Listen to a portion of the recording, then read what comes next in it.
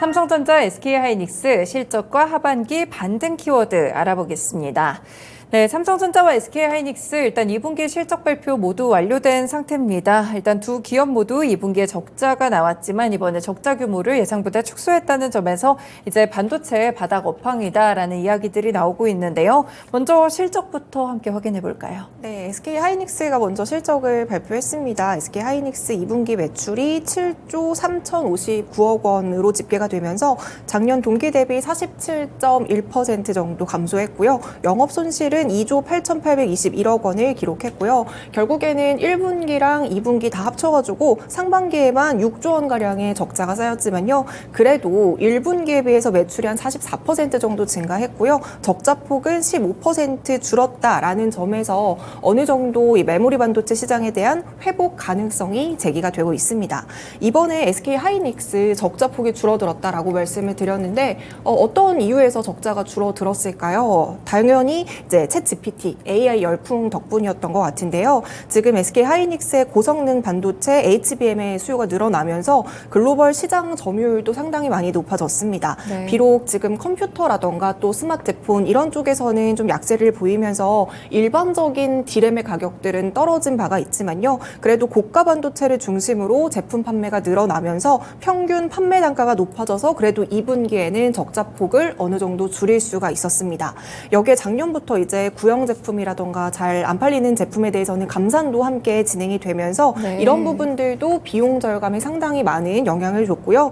이렇게 반도체 생산 감축으로 인해서 2분기에 대한 재고 자산이 1분기에 비해서 또 이제 4.6% 정도 감소하면서 영업 손실률도 1분기 67%에서 이번 2분기에는 39%대까지 떨어졌습니다. 네, 1분기만 하더라도 적자폭이 워낙 커가지고 상당히 걱정을 많이 했는데 그래도 이제 바닥을 좀 다진 것 같기는 해요. 확실히 좀 어느 정도 적자폭도 줄고 영업 손실률도 확실히 줄어드는 그런 모습들이 나오고 있는데 일단 이번 실적 때문에 더 기대감은 높아지는 것 같습니다. SK하이닉스는 뭐 HBM과 관련된 이런 이야기들이 진작부터 좀 나와가지고 삼성전자의 2분기 실적은 어땠을까요? 네, 삼성전자의 올 2분기 매출이 60조 55억 원을 기록했고요. 영업이익 역시 1분기에 이어서 여전히 1조 원을 밑돌고 있습니다. 6,685억 원을 기록하면서 좀 부진한 모습들을 보여주고 있는데요. 그래도 이제 매출 같은 경우에는 작년 동기 대비 한 22.28% 감소했고요. 영업이익 같은 경우에는 지난해 동기보다 95%가량 감소했습니다.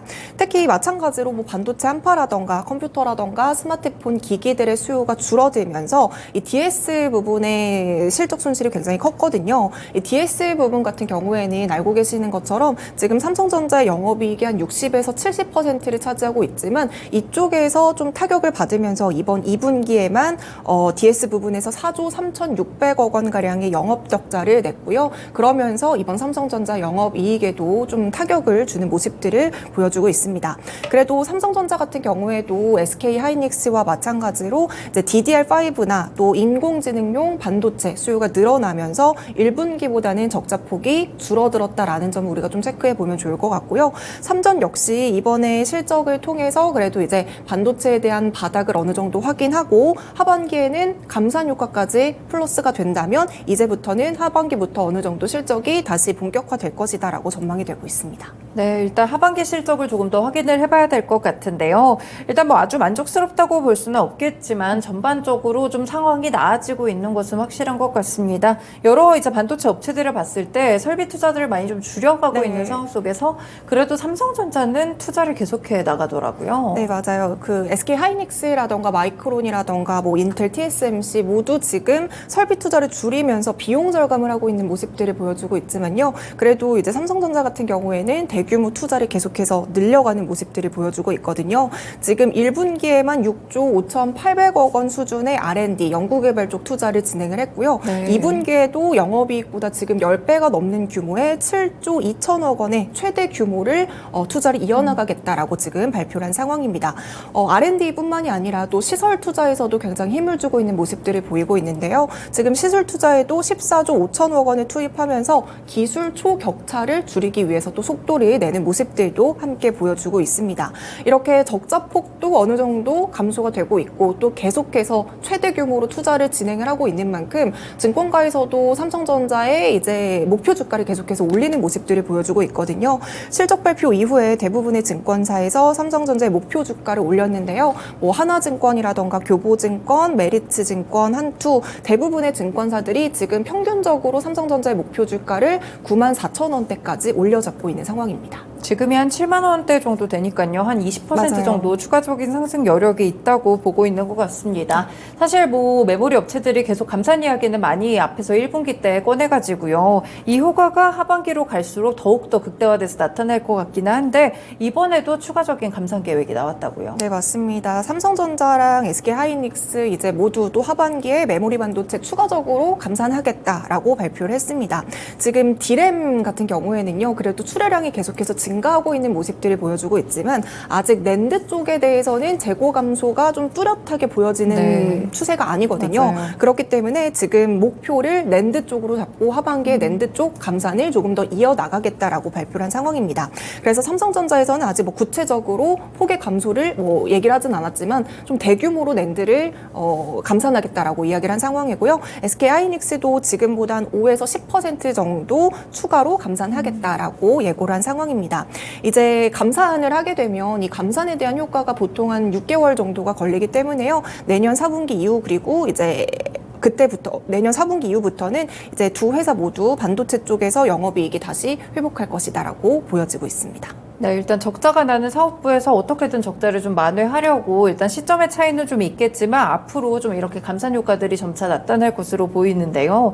그러면 이제 실적을 조금 더 키울 수 있는 보면은 AI와 관련돼서 고성능 제품 위주로 요즘 또 전략을 짜고 있는 것 같더라고요. 이 두 업체들 어떤 식으로 하고 있을까요? 네, 지금 AI 시장이 커지면서 지금도 이미 많은 어느 정도의 효과를 누리고 있지만 네. 이제 HBM 시장도 계속해서 AI 수요에 맞춰서 커질 것으로 예상이 되고 있습니다. 연평균 한 45%씩 계속해서 성장할 것으로 기대가 되고 있는데요. 지금 두 회사 모두 실적 발표 이후 그 컨퍼런스 콜에서 HBM을 두고 약간의 경쟁하는 모습들을 네. 좀 보여준 바가 있어요. 일단 이제 SK하이닉스 같은 경우에는요. 지금 전 세계 HB 시장의 한 50% 정도를 차지하고 있고요. 이어서 삼성전자가 40%, 그 뒤를 이어서 마이크론이 한 10%대를 차지하고 있습니다.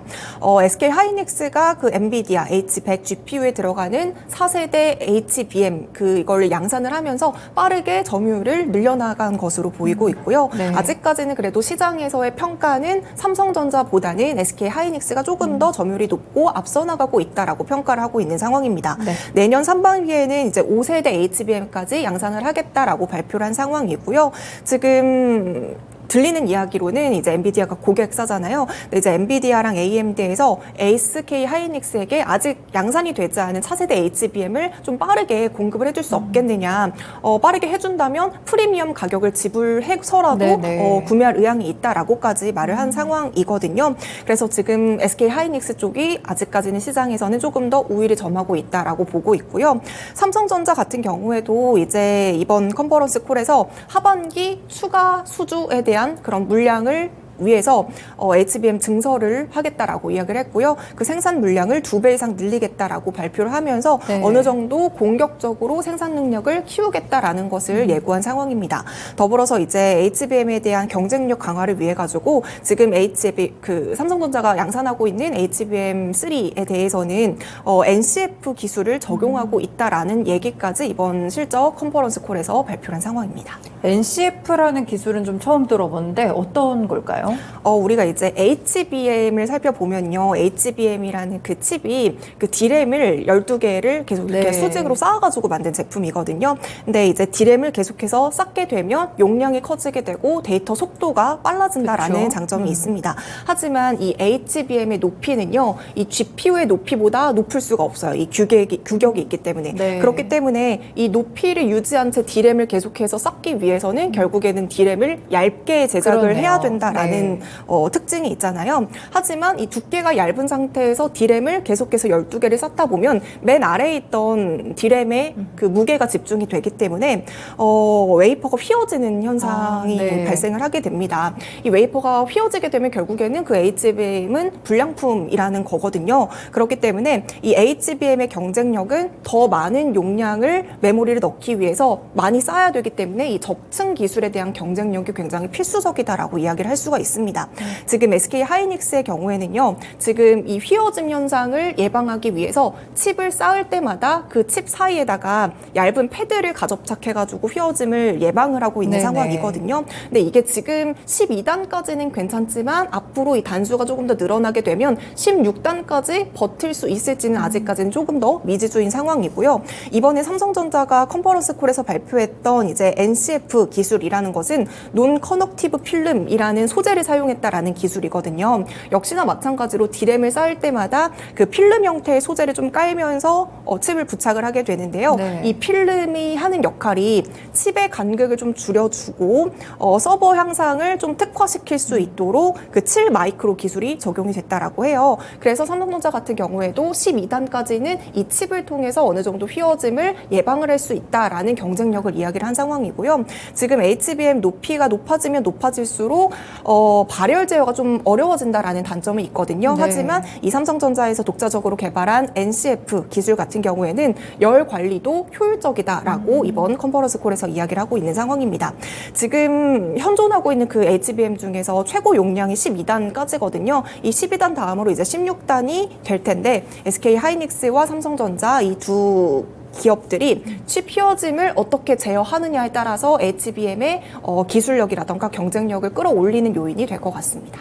네, 말씀 주신 이 적층 기술 외에도 패키징 기술도 또 굉장히 중요하다고 꼽히는 걸로 알려지고 있는데 현재 HBM 공정 프로세스에서 SK 하이닉스가 뭐 처음부터 끝까지 다 담당하는 건 또 아니라고 하네요. 네, 맞습니다. 지금 제가 앞서서 이 HBM의 용량을 높이기 위해서는 D램을 적층으로 쌓는 것이 중요하다라고 말씀을 드렸잖아요. 이 수직으로 쌓아서 패키징을 하는 첫 번째 패키징이 굉장히 중요하고요. 두 번째로는 GPU랑 HBM이랑 함께 묶어서 이 칩이 원활하게 소통을 할 수 있도록 패키징을 하는 이 두 번째 네. 패키징 기술이 굉장히 중요합니다. 근데 지금 HBM의 공정 프로세스를 좀 살펴보면요. 지금 엔비디아가 TSMC에게 GPU를 주문을 해서 이제 TSMC가 GPU를 생산을 합니다. 그리고 이제 SK 하이닉스가 HBM을 만들어가지고 TSMC에다가 갖다 줘요. 그러면 이 TSMC는 GPU랑 삼성 그 SK 하이닉스의 HBM을 서로 묶어가지고 최종적으로 패키징을 해가지고 엔비디아에게 공급을 해주는 이런 프로세스를 가지고 있거든요. 네.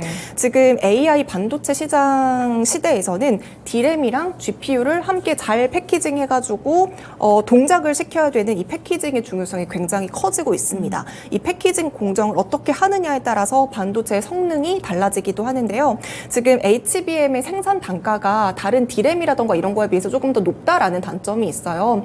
생산 단가가 높은 것도 지금과 같이 공정이 뭔가 원활하지 않고 공정이 왔다 갔다 하는 것에 대한 것도 있거든요. 그래서 이 패키징 기술을 좀 확보하는 것이 굉장히 중요할 것 같고요. 아직까지는 이 패키징 기술에 대해서는 삼성전자보다는 TSMC가 조금 더 앞서 나가는 상황이에요. 네.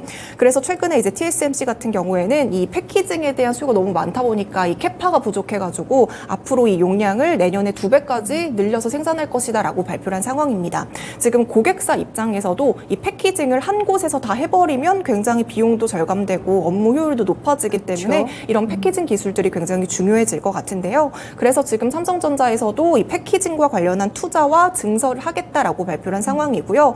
지금 TSMC만으로는 엔비디아의 물량을 감당할 수가 없기 때문에 삼성전자가 HBM의 성능이 조금 더 개선이 되고 이 패키징 기술까지 올라오게 된다면 TSMC의 일부 점유율을 삼성전자가 가지고 올 것까지 기대해 볼 수가 있을 것 같습니다. 네, 그렇군요. 일단 삼성전자와 SK하이닉스 실적 체크부터 해봤는데 이후에 이제 그 다음 먹거리인 HBM과 관련해서도 좀 자세한 설명을 함께 들어봤습니다. 일부 쉬운 이슈 읽어주기였습니다.